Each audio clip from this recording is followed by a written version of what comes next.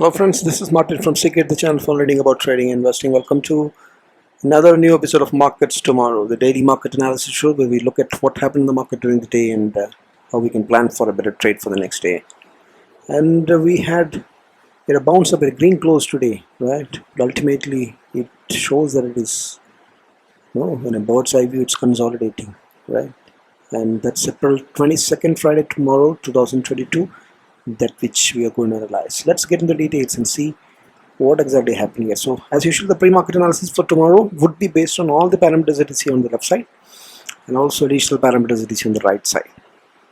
We would have data analysis. We would look at the global commodities, global markets, and the wrap up some actionables as well. So this is the chart. Look at the wide range bullish gap up move that happened today on expiry day. Same thing, Banknifty also. On the right side that you can see, it's a wide range bullish candle with the gap up, right? So it's a clear bounce up that has happened after it made a swing low, right?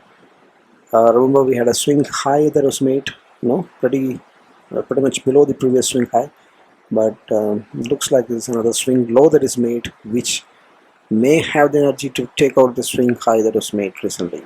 You never know, right? Similar to the Banknifty also swing low is made, and it was a good bounce move that has happened for the last 2 days, right? Let's see what exactly happened. So we have conquered the 200 DMA moving average. 200-day moving average is reclaimed on the Nifty, and we can also see that there is a resistance of 20 DMA that is still there, right? So that also is a Fibonacci 61 retracement level of the last swing, and then also it is a gap resistance. So it's a confluence of resistances up there, and if that is clear, then we are good to go up, right? Otherwise it could bounce back and make further downside moves. Banknifty also, you can see that it has only reclaimed the 50 DMA, but the 200 DMA and the 20 DMA both are hurdles on the upside. So these are the stiffest resistance zone, you can say. Both indices are as a stiff resistance zone, although we had a very good move that happened today, right? So let's get into and look at the numbers. 256.6. That's around 1.5% move that happened today, right? 17K was claimed yesterday itself. Today it retained that, and 200 DMA was clearly taken out, but 20 DMA and gap resistance is remaining there. So the trend line channel, it was a flat breakout that had happened earlier, that bounced up and then could not sustain the move, made a swing high and then fallen back to the channel. Now it's again bouncing up. Same is happening in Banknifty also. Banknifty claimed 500 points, like 101.4%, right? The difference is that the 200 DMA is still not conquered, but the bullishness candle is wide range on both the indices, right? The price action is the same, and intraday price action, if you see, right, this is what happened, right? Intraday price action is nothing but gap up and then trending up move, gap up, trending up move. That's what happened in Banknifty and Banknifty. Bollinger Bands clearly showing consolidation. Both the bands are moving sideways. But there is a bearish bias because it's still below the median, still stuck at the resistance. So there is resistance. It's a critical resistance also. Whether it will be able to move and make a green close above this moving average of 2020 is what is the question in front of. So right now it is nothing can be done. It's clear consolidation, but a big move of bounce up within the range has happened today, right? That's what Bollinger Bands is showing. So the volatility also will be high because look at the width between the higher and the lower bands. It's wide, so that there will be volatility still there. That's why we are still very close to the 20. So that's what the Bollinger Bands intraday and the price action. That's what it teaches us. Now let's look at the support resistance zones. See this yellow gap that you see. This yellow thing is the gap. The gap is a gap that is formed when it is moving downside. So that's acting as a resistance now, right? So it's not conquered that, still far away, right? So so that's why tomorrow's move will be very critical, right? Whether this gap would create trouble or not. So 17,350, let's see, 17,350 is for the first resistance will be. After that we have 7,500 and 7,600 level, and then we have 7,800, 7,850 levels, and then 18,000 levels on the upside. Downside 17,200, 300, that level support, and then below that you have support of 17,000, and then below that you have 16,800, 16,900 Fibonacci 38 retracement level supports. There is a mistake here. It is mentioned as resistance is support actually.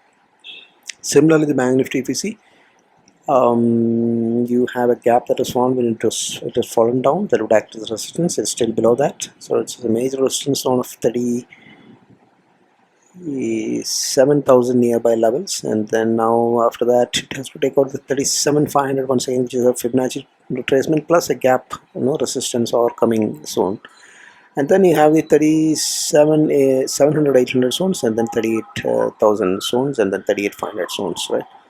Then above that you have 39,400 level, which is very crucial for the confirmation of the rally up move, right? So downside you have the supports that can be seen at 36,800 Fibonacci 38, and then if that is broken, then you have 36,000 nearby levels, and then 35,800 levels Fibonacci 50, and then 34,750 levels. Let's look at that more clearly. There is some lack of visibility on this, as the other day also same thing happened. Let's just get into and see the numbers for the Banknifty levels once again, to be precise.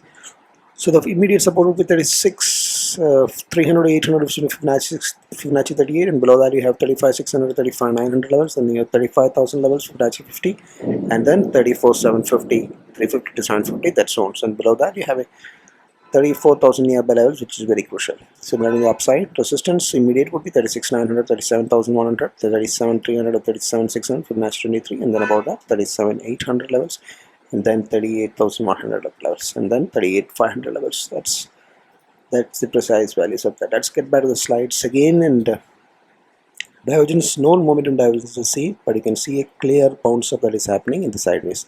So taking a support at the RSI 40 and bouncing up is clear bullishness. Banknifty also, there is up move that is you can see, but it's in a sideways momentum. Momentum is sideways on the medium term as well as in the weekly charts. The weekly charts as well as the daily charts. That's short term, medium term as well as short term, both sideways momentum. But here it is a bounce up from the RSI 60, which is making it kind of bullish, right? So that's about momentum. More divergence seen as of now. Trend indicators ADX is showing that it is still DMI negative zones, right, with the weak strength on Nifty and the Banknifty both, and the medium term also. So both medium to short term, the trend is still not crossed over, still in the DMI negative zones. So let us look at the volatility. The India VIX has cooled off 4.4%, and then it's at 17.85 levels, still not that far away from the 20 levels. 18.41 is implied volatility of the Nifty, and implied volatility percentage is 73.449. Little cool off has happened, but you need to close watch whether it's going to go up and spike above this 20 levels or not, right? But as of now, it looks fine. So open interest analysis for this next week, that's a monthly expiry of April 28, 2022. So the data may not be that relevant, but it could have still have some relevance because it's a monthly expiry, not a weekly. So the range is saying that 17,000 and 19,000, such a wide range is where the boards are put writing and call writing highest. 17,300 to 18,000 is the second level of highest put and call writing. And then 0.93 the put call ratio, which is closer to bullishness, and a long build up of the futures opportunities that happened today is also indicating bullishness. Banknifty 36,500 to 40,000 is a wide range for the monthly expiry, and that's where the highest put and call rating is there. And the second level of support and resistance would be 36,000 and 37,000, where the highest put and call rating is put. Right, 0.84 is also not bad, closer to the bullishness, I would say, but a long build up is also what you see the price. The futures open interest bullish build up practice. Futures open interest and option interest both are showing some amount of bullishness, but a wide range. Is not giving clarity. 2,000 points of range is what is what is shown here. That does not give much clarity as of now, but you can see that Banknifty is more or less neither bullish, neutral. Nifty is more or less neutral. Banknifty, there is a lot of stiff resistance on the 39, 40,000, that kind of places. There is a stiff resistance. There is some unwinding that you can see that has happened of the call, so that could indicate that there is some support that is building up. So it may not be that relevant, because tomorrow is Friday, the first trade for the last expiry week is going to happen. Maybe more relevant from Monday onwards probably, right? But that these are the levels for the reference sake. So it is green day today. All big weights did well. Vans, HDFC Twins, IT stocks, Infi and ICICI Bank, Kodak Bank, all of them green, right? And all sectors also performed, except telecom sector. Index weights are showing green day on HDFC Bank here. The momentum has is still the bearish zones, but it has climbed and took a support of the resistance zones, and let wait and watch whether it's going to move up or not. Same with STFC also. STFC Also is showing that it's a green candle, but the momentum is still bearish, so a lot of wait. Lions have done a super show. The big volumes, big momentum, big trend, and price action taken out on a very good resistance zone, and seems like it's heading north. Infos is also green day, good volumes, but still in the bearish zones. Momentum and trend has to catch up. But keep a close watch if it is making price action, which gives us hope for a further up move. But this big gap that is formed after the fall off need to be closely watched whether we are able to climb above that or not. TC is also a green day today, and it seems to have climbed to the sideways zone from the bearish zone. It had slipped below the trendline channel and seems like it has climbed back well into it. So it was kind of a small swing low that was made. I mean, that is very close to the previous resistance zone where always it used to take support, and it is now seems like it's heading up again. HGC Bank, another good day, and it has recovered the momentum that has slipped in the sideways, and it seems to be well within the trend line channel. The momentum is fine, trend is fine, so it could go up till this point where we have the resistance on the upside. So it has been showing good strength among all the other compared to all the other banking stocks. Bank also seems to be bouncing up from the very famous resistance zone where it had taken support for long time. Right, it is the sideways momentum better than the HDFC Twins, and then seems like it's a wide range bullish candle and momentum may catch up. It's still inside. So only the HDFC Twins remain in the bearish zones. HDFC Bank and Kodak Bank's heavyweights have caught up. Lands doing extremely good, and IT stocks are also trying to recover, but still in the Infy is still in the bearish zones. So total performance, if you see 1.0% up day, 1.3% IT up, auto up, metal up. Metal was flat, except metal everything performed. Pharma was 1.2% up, 1% up nearly in FMCG, reality 1% up. So everything is, all sectors performed today except the metal, which is kind of flat. So who is back into bullishness is auto, FMCG, and that's it, right? After FMCG short term it has moved bullishness, but since long term or medium term is not bullish yet, that is weekly charts are still not, momentum is not caught up. So we can wait, for things to catch up, rather than take the risk of long bets. But bearishness continue in only IT. So IT needs a lot of catch up to be done. But other sectors, metal, pharma and reality remain the sideways. So no sectors as such have clearly showing bullishness as of now. The only thing was metal. Metal is gone flat since last 2 days, right? So only sector that was clear bullishness that was seen on both time frames was metal only, but metal also has given up now. But others are catching up. Metal is also very close to the bullish zone. So in effect, we have three sectors like metal, auto, and FMCG, which are closer to bullishness at least in the short term. You have to keep a close watch with them, and the moment they catch up, you'll have to take well positions. Until then, wait. Waiting is the game.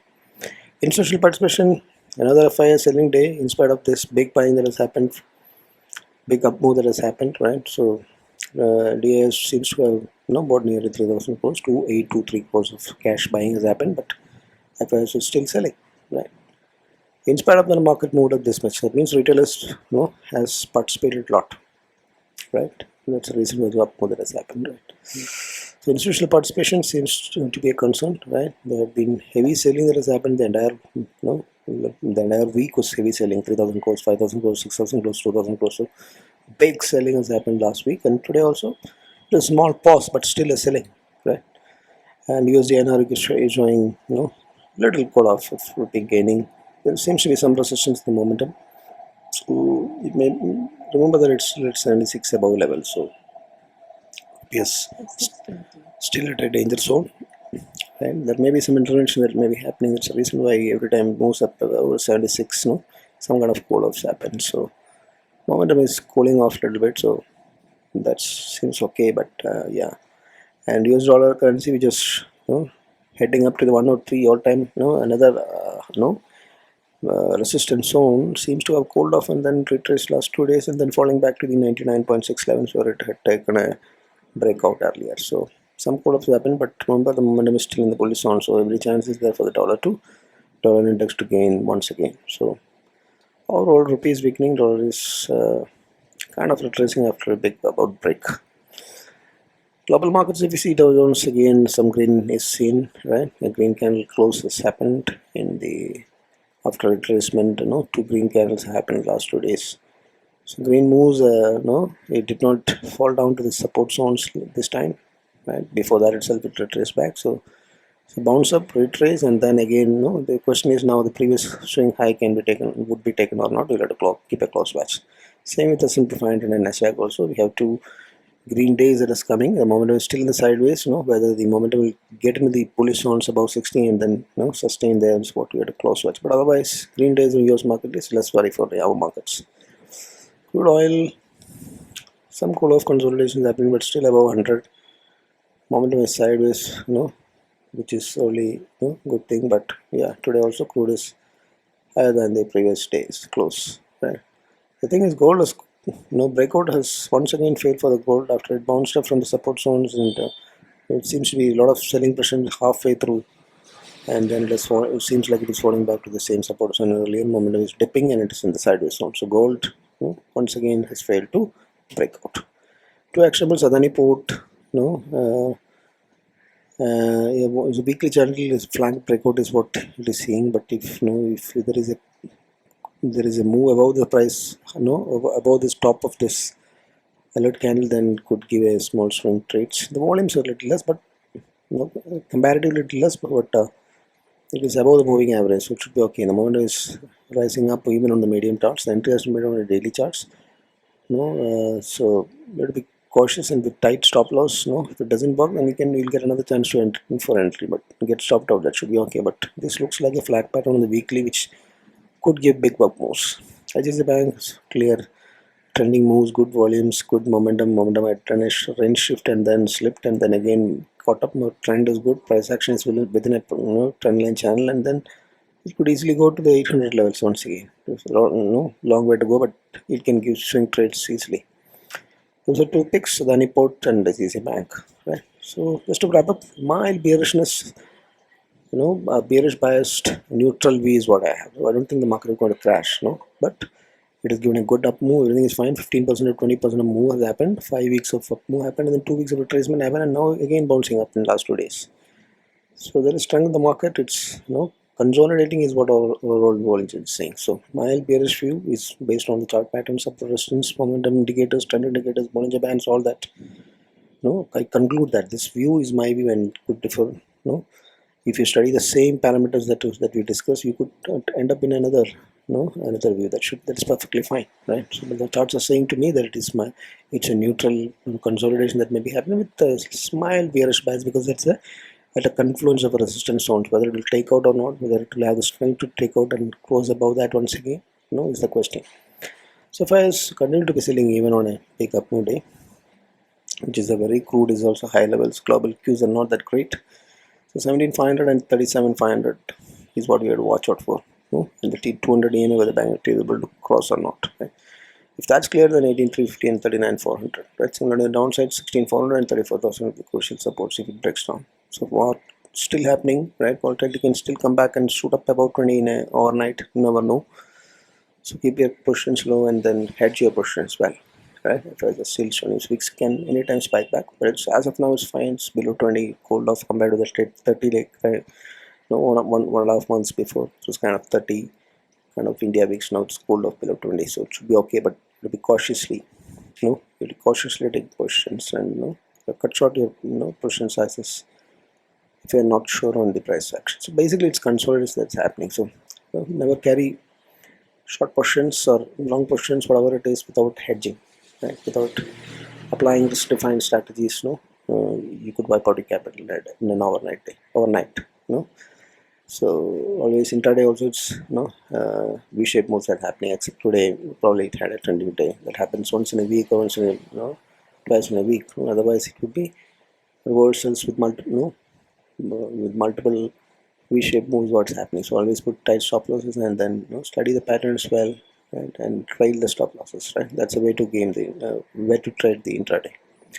So that's a proper mild, neutral view with a mild bearishness bias is what I look forward as a market view for tomorrow. So if that helps you in some way, consider hitting the like button, share to your friends, and we have very few subscriptions and appreciate your help in this regard. Thanks a lot. Happy trading. Happy living. Bye.